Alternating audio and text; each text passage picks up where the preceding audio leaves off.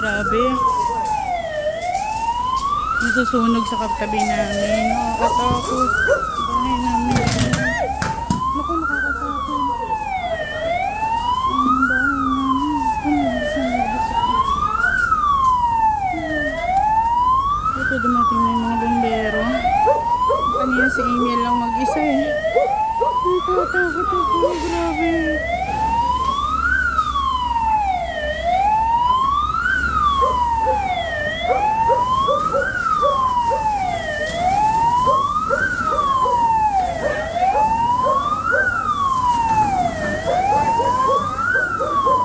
Thank you. Buti na lang dumating na sila. Kalak masusunog na kami. Oh my God. Oh, thank you. Thank you, Lord. Wawa yung aso nila namatay. Kasi nakatali. Aso, ayun.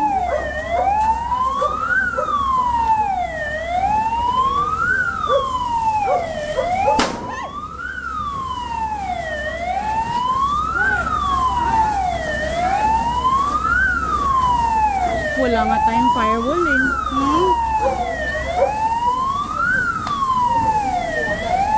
Buti na lang di nagpanic si Emil. Kasi ako talagang panic na ako eh. Takot na takot ako.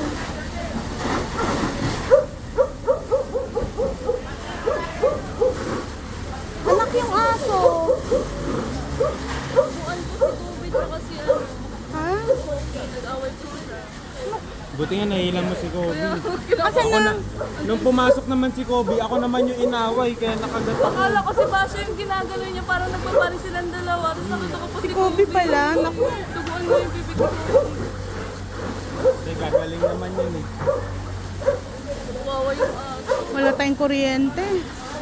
Matagal to. Tagal pa yan. Kasi pati metro natin mismo, no? Nasunog. Sa agad ni Amy. Oo nga eh.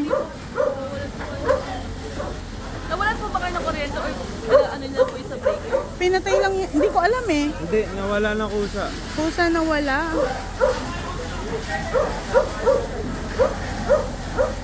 Anak, baka nakabukas ang gate.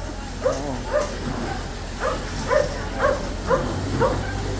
Tunog sa sakyan nila eh. Dalawang. Tama, hindi nila alam. Ito po ba yung bahay nila? Itong Yung kabila kanila din yun eh. Anak, salamat sa'yo ah. Naku, Diyos ko, kung wala ka, wala na. Wala na talaga. Kaso sunog yung ano natin. ano, wala po na ano sa Paano kaya yan? I-report sa ano? Sa Meralco? na may sunog. Buti yung kontador lang, hindi na nagtuloy yung kontador kasi nandun na yung apoy kanina. Oo, tsaka nakapatay na yung ano natin, no? Napatay bang kusa? Natay mo ba yun? Natay ko yung ano, Breaker? hindi ko napatay. So, namatay Kusa na siya namatay. Sana siya namatay eh. Pinatay ko yung aircon. Pinatay mo ba yung aircon sa inyo? Pinatay ko yung aircon sa amin sa inyo. Kawawa yung aso. Ilang sa mga aircon? Binuksan ko na. Kawawa nga po, nakatali lang din. Wawa yung aso. Nakatali kasi, patay. Tumakas kanina. Oo, kawawa naman. Buwan ko na nga sana. Kasi bakit kaya nasunog? Fire extinguisher na. Alam na kaya ng may-ari?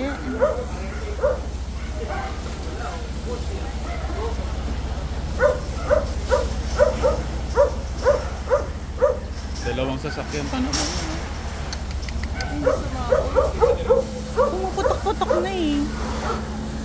Ayun nga yung sinasabi ko sa inyo, kaya huwag kayo lumabas. Eh, pag sumabog sa sakyan, tapos nandun kayo,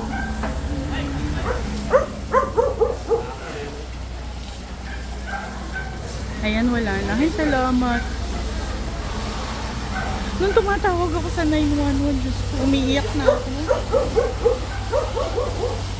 Saan ka ba tumawag? Oo, ako po yung tumawag. Sa 911. Ah, ako din tumawag din ako. hindi ko anong liwanag. Yun lang. Iba yun. Saan nagmula? Tapos nagising ako, sabi ko, ano yung ingay? Tapos nagtatahulan na yung mga aso. Sinilip ko sa labas. Kasi parang bagong ilaw to. Sinilip ko. Ang tingin ko ako. Kumukuha ng timbahan yung lalaki doon. Binila ko ng itlog. Ay, Kuha ganun. ng timba siya. Ang layo pa ng pinagkukuha niya yung timba. Ayun, nakatira dyan. Ang aso niya Sana umiiyak pinakawalan niya na lang yung aso. Hindi mo lang inano. Hindi, nataranta na siguro Buti na yun. lang, wala tayong masyadong kahoy niya sa gilid. Oo nga. Wala naman tayong kahoy eh. Delikado kasi yung area nila. Ayan ang bahay namin, no. May nag-iosip pa. Yun nga, may nag-yosi pa. Baka nag-yosi yun. Ewan ko.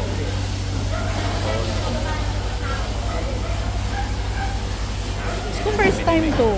Make sure nila. Paano ba nagsimula yung sunog? Na hindi natin alam.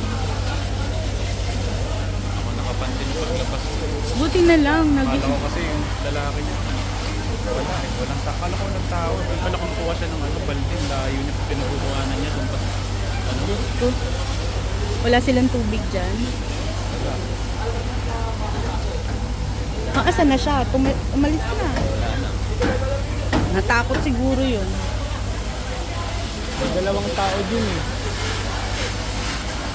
Wala ka nagkakantay dyan. Yung sa may-ari ng asang kawawa. Baka tayo lang kaya walang kuryente. Tapos sila po nakakalabas man. Hindi, iniisip ko kasi aalis na tayo. Hindi mo rin kasi masisisi. Emergency kasi. Natataranta na ako. Hindi ko na alam ang gagawin ko. Akala ko aalis na tayo. Pag sumabog yan, lumabas kayo. Pero kasi hindi mo rin masisisi. Sige, pag sumabog at kumalan yung apoy dito, at trap kayo. Hindi nga trap.